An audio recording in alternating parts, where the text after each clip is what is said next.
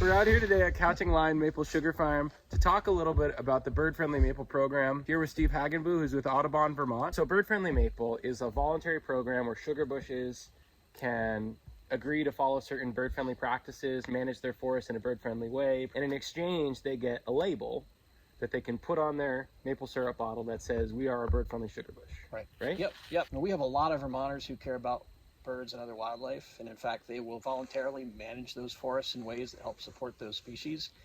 But Bird Friendly Maple takes one step further, and it's actually what we call a market-based conservation program. So we're actually hoping that by having maple producers enroll and be participating in the program, there is actually a benefit to their business for doing that, whether they're getting new customers as a result of that, or whatever it might be. We want it to help it, not just the woods, but help them with their long-term maple operation business.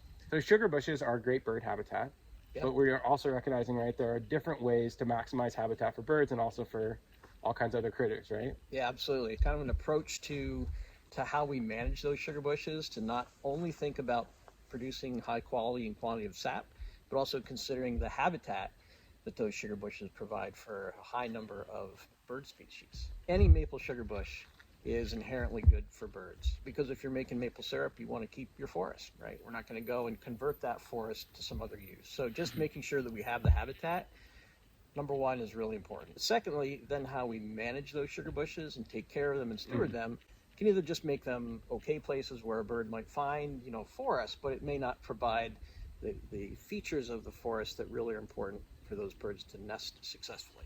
First thing we want to do is think about more than maple. We want maple trees, of course we do, but we also want to make sure that we have other tree species out here in the sugar bush. At least 25% of the sugar bush be something other than sugar maple. Yellow birch is one of those tree species that we know has particular value, habitat value for bird species. It's often selected by insect-eating songbirds, which is the majority of them, as a place to go looking for their food.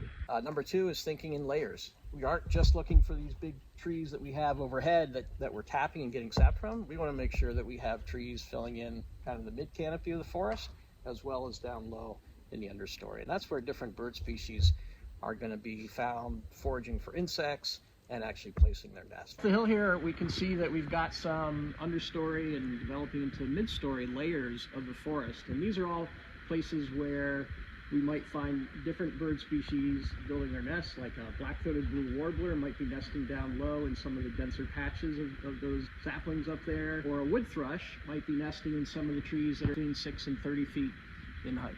We want a lot of downwood. It provides great habitat, provides great, the tops of trees that are on the forest floor, provide good cover for birds to find, from predation, where they find insects there. And the standing dead trees as well, right? Those provide great nesting places for our excavators, things like woodpeckers and nuthatches and chickadees that all nest in cavities. And there's also a lot of insect food in there for them as well. So I write these monthly articles, and each article is about, like, how do we manage forests for water? How do we manage forests for climate resilience? How do we manage forests for birds? How do we manage forests for old growth characteristics? And it is really funny that in many cases, the answer to those things are like the same. Right. We do it by having structural diversity, different generations of trees within the forest, species diversity, different species of trees within the forest, deadwood on the ground, some big trees.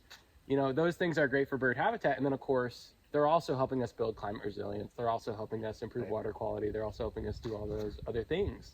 One of the hardest things, I think, for a lot of forest landowners in general, and even maple producers specifically, to think about is that a messy forest is actually a healthy forest to support not just birds, but the overall biodiversity that our sugar bushes can provide. Which is really what we want. We want, yeah.